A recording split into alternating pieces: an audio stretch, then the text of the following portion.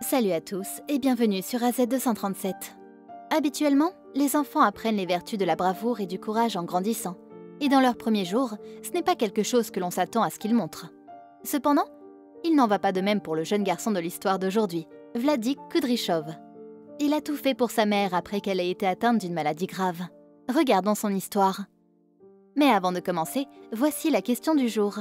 Je suis immobile pendant la vie et je me promène durant ma mort. Qui suis-je ? Donnez-nous votre réponse dans les commentaires.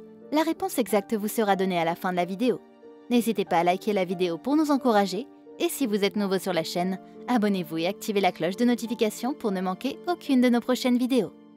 Vladik Kudryshov et sa mère Tatiana ont déménagé pour vivre dans une vieille caserne de 2 étages à la périphérie de Dobrianka, une petite ville de la région de Perm. Tatiana avait emmené son fils loin de la maison familiale, à la suite de plusieurs disputes avec le père de son fils, qui était un gros buveur, qui ne se souciait pas vraiment de sa femme et de son enfant. À l'époque, Vladik était encore très jeune, et voir ses parents se séparer était sûrement dévastateur pour lui. Il vivait avec sa mère à la caserne, et tout se passait bien à l'époque. Il allait à l'école, sa mère allait bien, et tout se passait comme prévu. Cependant, les choses ont fini par changer lorsqu'il était en 2e année. Sa mère, qui souffrait d'une attaque cérébrale, est finalement tombée très malade et a été hospitalisée.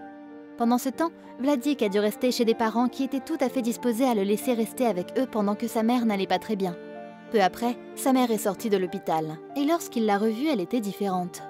Tatiana avait l'air vraiment changée. Elle était paralysée du côté droit de son corps et ne pouvait presque plus rien faire. Ce spectacle n'était évidemment pas celui qu'un jeune garçon comme Vladik aimerait voir. Et il ne savait sûrement pas quoi faire. De plus, son père, même s'ils ne vivaient pas ensemble, était mort à peu près à ce moment-là.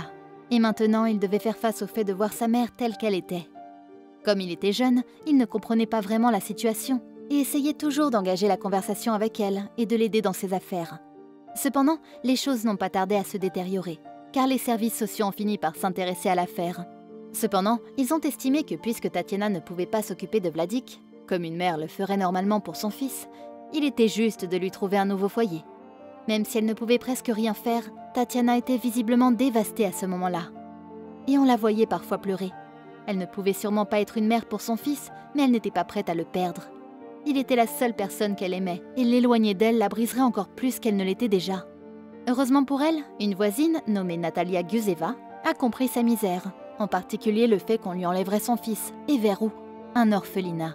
L'orphelinat semblait être la seule alternative possible et le seul endroit vers lequel les services sociaux se tourneraient s'ils retiraient Vladik de chez lui.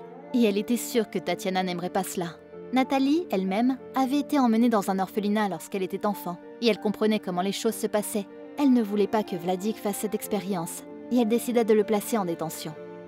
Même si le petit garçon n'allait plus à l'orphelinat et allait être hébergé chez leur voisine, Tatiana ne semblait pas encore heureuse. Elle pleurait beaucoup et il semblait que tout ce qu'elle voulait, c'était que son fils soit avec elle. Vladik était tout ce qu'elle avait et elle ne voulait pas le perdre, même si les circonstances n'étaient pas favorables en raison de son état. Mais Vladik finit par retourner chez sa mère et à cette époque, il n'avait que 8 ans. Pour un petit garçon, il devait faire face à plusieurs choses et même développer un moyen de communiquer avec sa mère et de savoir ce dont elle avait besoin au bon moment. C'était sa mère et il l'aimait autant qu'elle l'aimait. Et elle était tout ce qu'il connaissait.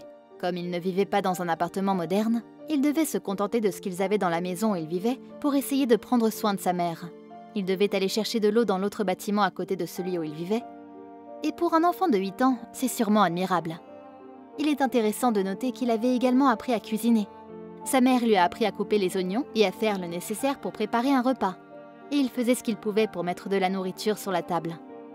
Pour ajouter à cela, il avait même dû commencer quelques travaux subalternes, dont l'un consistait à collecter les métaux de récupération, et même si le salaire était faible, il était encore bien suffisant pour qu'il donne le meilleur des traitements à sa mère.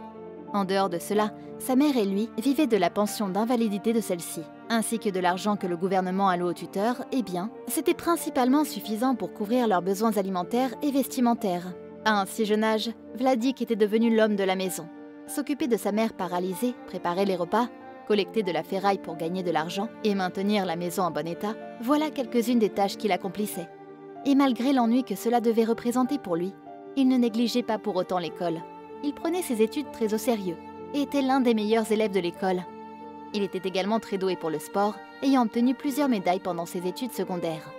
Bien que la maladie de sa mère se soit aggravée à certains moments, les choses se sont rapidement améliorées, son état s'étant ralenti, même si elle ne pouvait pas être totalement guérie. Vladik jouait un rôle dans son rétablissement. Il faisait toujours la lecture à sa mère et lui apprenait à prononcer certains sons encore et encore. Il reçut également l'aide de quelques personnes lorsque son histoire dans laquelle il racontait comment il s'était occupé de sa mère depuis l'âge de 8 ans jusqu'à ses 16 ans s'est répandue et a attiré l'attention de personnalités des médias de la région. En dehors de cela, et entre le fait d'essayer de s'occuper de sa mère et d'aller à l'école, il tomba amoureux d'une fille nommée Nastia.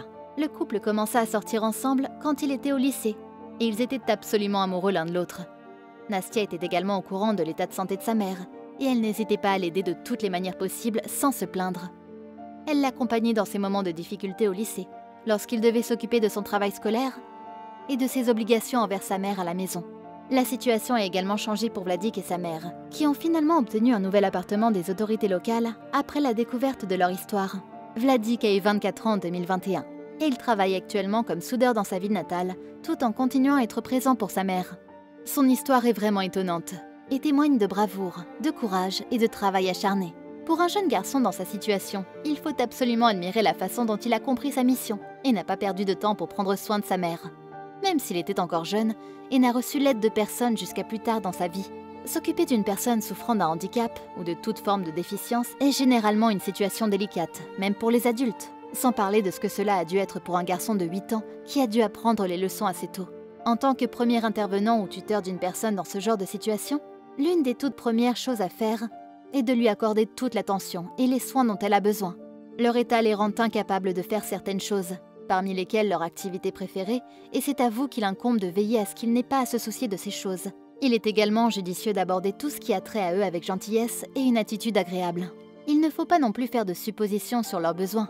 Assurez-vous d'être en mesure de bien communiquer avec eux. Et si c'est dans un cas similaire à celui de la mère de Vladik, où elle a été incapable de parler même pendant un certain moment, essayez de développer une manière fluide de communiquer avec eux ou de détecter les mouvements qui suggèrent la nécessité de faire une action particulière ou d'identifier un besoin spécifique.